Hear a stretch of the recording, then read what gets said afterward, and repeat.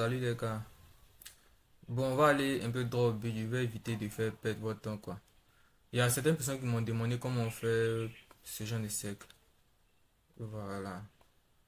C'est qu'ils sont de l'entouré. Ils m'ont demandé comment on fait pour partir d'un cercle simple à ce genre de cercle-là. Voilà. Comment on peut partir de ce cercle à ce genre de cercle. Voilà. Il y a certaines personnes, bon moi en tout cas j'ai fait sur Illustrator, mais comme je sais qu'il y a certaines personnes qui, Illustrator c'est pas trop ça, et ils préfèrent Photoshop. Donc je vais vous montrer comment on fait ça sur Photoshop. Voilà. Maintenant pour ceux aussi qui veulent que moi je leur montre comment on fait sur Illustrator, vous avez juste à me dire en commentaire. Voilà, donc on va aller directement dans Photoshop et puis je vais vous montrer comment on fait ça.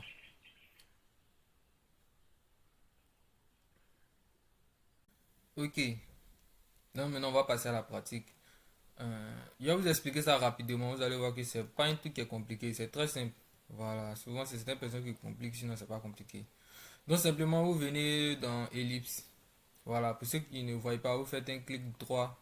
Vous allez voir tous les outils qui vont ça, tous les outils, que ce soit rectangle, ellipse, triangle, tout. Donc tu sélectionnes ce que tu veux. Pour la majorité, quoi que ça va être sur rectangle. Voilà, vous faites un clic droit et puis vous venez directement ellipse. Une fois que ça c'est fait, bon là je vais mettre le fond noir. Vous maintenez Shift et puis vous tracez le cercle. Ça, vous connaissez déjà les gars.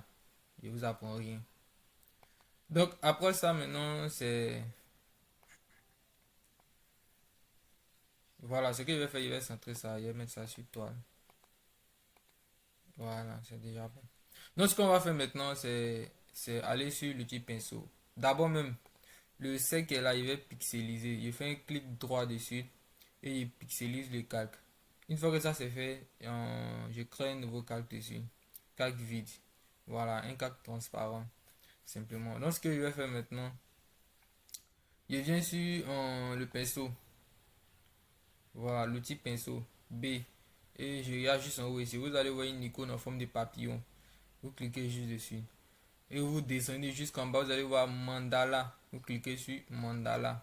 Une fois que vous êtes sur mandala, vous tapez. Bon, là, ça dépend. Là, c'est le nombre de traits que vous voulez qui gravitent autour d'un point en fait. Voilà. Donc, par exemple, je vais mettre 8. Vous allez comprendre. Quand je mets 8, vous allez voir. Vous comptez les traits qui sont à 1, 2, 3, 4, 5, 6, 7, 8. Donc, ça fait 8 traits au fait. Voilà. Maintenant, pour ceux que lorsque le mandala va venir, ça va être par exemple ça va être peut-être petit coin à l'intérieur. Vous maintenez Alt et vous pouvez tirer. Voilà, vous pouvez agrandir et puis ajuster la taille simplement. Donc, je clique sur valider. Donc, ce qu'on va faire maintenant, l'outil pinceau, je viens juste en haut ici. Au niveau des paramètres du pinceau, je mets ça sur, si c'est sur softboard, ça, si c'est sur un contour un peu flou, vous en avez dessus, mettre sur contour net, arrondi net. Maintenant, au niveau de la taille, ça c'est la taille du pinceau. Là, ça dépend de tout un chacun. Voilà, donc moi, je peux mettre par exemple 17. Quelqu'un peut mettre 10, quelqu'un peut mettre 20, mais vous allez comprendre pourquoi on reste comme ça. Voilà, maintenant pour ceux aussi qui sont un peu avancés, vous savez qu'on peut faire comme ça. Voilà, pour directement sur l'interface. En maintenant, Alt, clic droit et puis tu glisses sur les deux côtés.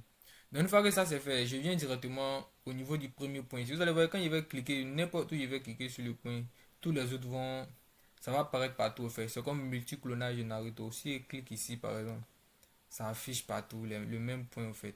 Ouais. Bon, je vais mettre ça en rouge pour que vous compreniez bien. Si je clique n'importe où, même si je clique ici, ça va faire pareil partout. Voilà. Donc vous allez comprendre maintenant pourquoi on a fait ça. Donc par exemple, il y a un rouge qui est un peu... Donc, simple. Donc, je vais cliquer sur l'extrémité ici. Lorsque je clique, je maintiens Shift et puis je viens cliquer juste au centre. Vous allez voir, tous les points vont se regrouper au centre. Ça va faire un trait qui va venir se croiser au centre. Voilà, vous voyez que tout s'est regroupé au centre. Donc, maintenant, je viens au niveau des calques. Sur la vignette là, je fais un clic droit et je vois sélection des pixels. Vous cliquez dessus. Vous allez voir que ça va sélectionner les pixels du calque là. Donc ce que je vais faire, j'appuie sur supprimer. Vous voyez, mais la sélection est restée comme elle était. Voilà, je peux aussi supprimer les calques, je n'ai plus besoin de ça. Donc tu viens maintenant sur l'ellipse. Une fois sur l'ellipse, maintenant, tu supprimes encore. Ça va supprimer l'intérieur. Donc vous voyez la distance qu'elle a, ça dépend de maintenant la distance. Au niveau du pinceau, il est réglé les paramètres là. Voilà, oui, il a dit ça dépend de 15, 10. Donc c'est en fonction, si tu veux que le truc, en l'espace qui est là soit plus petit, tu règles ton pinceau simplement, ça doit être plus petit. Ça doit être peut-être 10, 5, 7. Là, ça dépend de tout un chacun maintenant, de comment tu veux faire. Maintenant, pour enlever maintenant la sélection qui gravite autour, tu viens sur sélection et tu fais désélectionner. Voilà, pour ceux qui maîtrisent, ils savent qu'il fallait faire CTRL D. Voilà. Donc une fois que tu as ça maintenant, la dernière étape maintenant, parce que actuellement c'est rigide au fait. Tu peux pas, tu vois, c'est comme si c'est un seul calque. Alors que pour pouvoir faire les incursions dans chaque, pour pouvoir déplacer, agrandir tous les cercles là, il faut pouvoir au moins séparer ça au fait. Ça doit être indépendant. Tous les trucs. Donc pour faire ça maintenant, c'est vous venez dans, au niveau des outils, vous allez voir ici, il y a l'outil lasso. Vous faites un clic droit dessus. Et vous venez, vous voyez en outil lasso polygonal. Vous cliquez là-dessus. Une fois que vous avez l'outil lasso polygonal, ce que vous avez à faire maintenant, c'est de vérifier bien que vous êtes en pixel. Ne partez pas en objet dynamique, restez en pixel au niveau du calque. Une fois que vous êtes en pixel, ce que vous avez à faire maintenant, c'est de cliquer là. C'est comme en... C'est juste pour... Vous allez comprendre maintenant. Tu cliques ici. Voilà, tu fermes ici. Tu fais un clic droit directement sur le calque là. Vous faites calque par couper. C'est pas calque par copier, c'est calque par couper. Tu cliques dessus, ça va couper le calque. Vous allez voir si max qui est en bas, vous allez voir. Donc il est resté indépendant maintenant. Actuellement, tu as l'impression que non, il est collé aux autres. Il n'est pas collé aux autres. Si il vient sur l'outil de sélection, qu'il sélectionne, vous allez voir qu'il quitte. Ouais, voilà. Donc c'est là maintenant qu'on arrive à faire les ajustements là. Donc on fait pareil aussi de ce côté là, vous allez voir. Pareil de ce côté. Je clique là. Je viens, je clique au centre. Faites bien gaffe de ne pas toucher vos triangles là. Faites bien gaffe de ne pas les toucher au fait. Pour ne pas que ça se coupe. On clique droit, calque par couper. Voilà. Pareil aussi, ça s'est fait. Donc, il va faire pareil partout. Voilà. Donc, il va accélérer la vidéo pour ne pas faire perdre votre temps. Donc, on se retrouve dès qu'il finit de couper tout ça.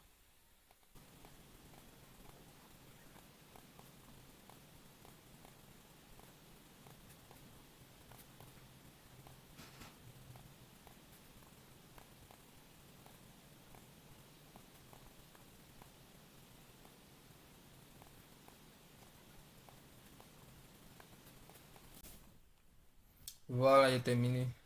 Donc, ici, maintenant, vous pouvez voir qu'on peut tout déplacer. Voilà, on peut tout déplacer, c'est indépendant. Pour ceux qui connaissent maintenant, vous savez que vous pouvez faire les masses de décrotage facilement avec ça.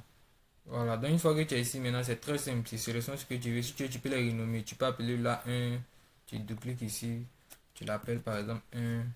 Voilà, tu fais l'autre 2. En toi, tu connais tes dispositions 3 4 voilà, ainsi de suite. Donc maintenant, c'est simple maintenant. Donc, comme vous voyez, façon les autres font là, vous faites un contrôle T par exemple dessus. Et puis vous augmentez l'extrémité comme ça. Vous pouvez faire aussi ici. Voilà. Vous faites rentrer légèrement. Voilà, maintenant ça va dépendre maintenant de votre créativité. Le plus important c'est de savoir comment on fait. Voilà. Maintenant que vous avez vu comment on fait, maintenant le reste maintenant ça va dépendre de votre créativité, de vos goûts, de comment vous voulez faire. Mais c'est comme ça on fait. Voilà. Incruster l'image aussi, je sais que vous savez faire ça. Pour ceux qui ne savent pas faire ça aussi, faites-moi savoir ça en commentaire. Et puis bon, je vais faire une vidéo pour vous expliquer comment on fait ça. Je vais vous expliquer un peu les masses de d'écrêtage. Mais sur ce, c'était juste ce petit tuto, hein. Je vous remercie d'avoir suivi la vidéo. Et puis bon, pour ceux qui l'ont apprécié, vous vous abonnez, vous laissez un commentaire, vous likez. Et puis bon, l'aventure continue. Merci.